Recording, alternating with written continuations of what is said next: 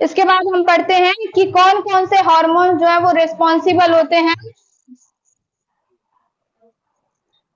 कौन कौन से हार्मोन जो है वो रेस्पॉन्सिबल होते हैं मेल में, ठीक है, जिससे वो स्पर्मेटोजेनेसिस को परफॉर्म करा पाते हैं। अब देखो, हाइपोथैलेमस जो होता है वो हमारा मेन पार्ट होता है जो कि जितने भी हार्मोन्स को रिलीज कराता है, ठीक है, ये तुम्हारे 11th क्लास से है।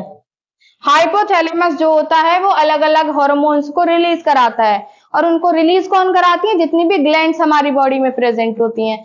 10th के चैप्टर में भी आता है, जो लास्ट वाला पोर्शन है कंट्रोल कोऑर्डिनेशन वाला, हाँ, कंट्रोल कोऑर्डिनेशन में जो हार्मोन्स वाला पोर्शन आता है ना, उसमें एक टेबल सी दे रखी है छोटी सी पीछे एक तरफ, वो ठीक है। हाइपोथैलेमस जो है GnRH ऐसे लिखा होगा, और इसकी फुल फॉर्म क्या होती है, गोनेडोट्रोपिन, गोनेडोट्रोपिन रिलीजिंग हार्मोन, ठीक है, क्या है, गोनेडोट्रोपिन रिलीजिंग हार्मोन। और ये गोनेडोट्रोपिन रिलीजिंग हार्मोन जो होता है ये किसको एक्शन देता है, किसको स्टिमुलस देता है, एंटीरियर पिट्यूटरी, एंटीरियर पिट्यूटरी। ये जो होता है ना फ्लो चार्ट, ये पूरा आपके फ्लो चार्ट आ जाता है। मान लो इसमें से इसको या इसको किसी भी पार्ट को गायब कर दिया और फिर क्वेश्चन पूछ लिया कि यहाँ पर क्या प्रेजेंट था, इसका रोल क्या था, ठीक है। एंटीरियर पिट्यूटरी जो होती है फिर वो हमारे दो तरीके के हार्मोन्स को रिलीज कराती है। एक तो हम बोलते हैं जिसे LH, ठीक है, LH, और दूसरा क्या होता है FSH, ठीक है। अब देखो एक बात लिंक करो, इधर इधर समझाती हूँ। जब बेटा मैं आपको सेमनीफेरस ट्यूब्यूल्स पढ़ा रही थी, क्या पढ़ा रही थी, सेमनीफेरस ट्यूब्यूल, तो उस सेमनीफेरस ट्यूब्यूल में ना मैंने अलग अलग तरीके की सेल्स बताई थी, दो, कौन कौन सा, एक तो था सर्टोली सेल और दूसरा था मैंने लीडिंग सेल, है ना। उसी लीडिंग सेल को क्या कह रही थी मैं, इंटरस्टिशियल सेल्स, क्योंकि वो सेल्स के स्पेस जो होते हैं बीच में उनमें प्रेजेंट थी, इसीलिए मैंने उसको इंटरस्टिशियल सेल्स बोला था।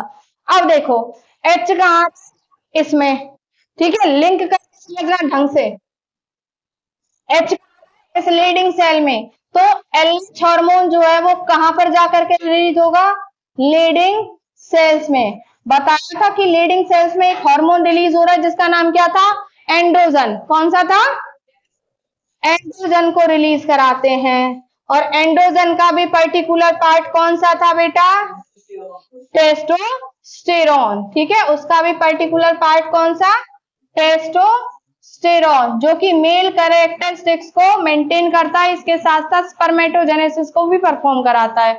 नेक्स्ट आता है S, ठीक है, FSH, S का मतलब क्या है, सर्टोली सेल्स, कि ये किसको स्टिमुलेट करता है, सर्टोली सेल्स को।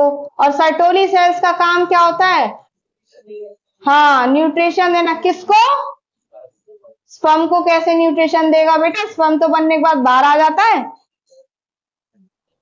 ठीक है, किसको देता है, स्पर्मेटोगोनिया को, जो कि डेवलप होती है, रिपीटेड डिवीजन शो करती है और फिर बाद में स्पर्म में डेवलप होते हैं, ठीक है। अब यहां देखो ये LH लिखा है, मैंने शॉर्ट फॉर्म में लिखा, इस LH का मतलब क्या है, ल्यूटेनाइजिंग हार्मोन,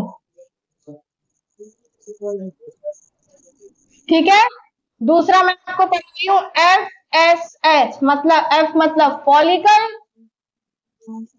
स्टिमुलेटिंग हार्मोन। एक ना हम यहाँ पर एक नेगेटिव और पॉजिटिव फीडबैक मैकेनिज्म पढ़ते हैं, हालांकि वो बहुत कम आता है, लेकिन फिर भी बता देती हूँ कि ये जो सर्टोली सेल्स होती हैं ये इस FSH पर नेगेटिव फीडबैक देती हैं। कैसा देती हैं, नेगेटिव, क्योंकि फॉलिकल स्टिमुलेटिंग हार्मोन्स का नाम काम क्या होता है, फॉलिकल्स को बनाना, और वो फीमेल्स में ज्यादा रेस्पॉन्सिबल होते हैं, ठीक है। इसीलिए ये सर्टोली सेल्स इसको क्या करती हैं, नेगेटिव फीडबैक देती हैं। ये तो भैया पॉजिटिव ही देंगे क्योंकि मेल्स में है, तो मेल्स में क्या है, एंड्रोजन चाहिए ही चाहिए, टेस्टोस्टेरोन चाहिए ही चाहिए स्पर्मेटोजेनेसिस को परफॉर्म कराने के लिए। क्लियर है यहां तक, कोई दिक्कत परेशानी कहीं आई हो, कोई वर्ड हिंदी में कैसे भी कुछ भी बताना हो, ठीक है। आई होप कि आपको ये वीडियो लेक्चर क्लियर हुआ हो। Thank you so much. मेरे चैनल को लाइक करें, शेयर करें और सब्सक्राइब करें। Thank you ji.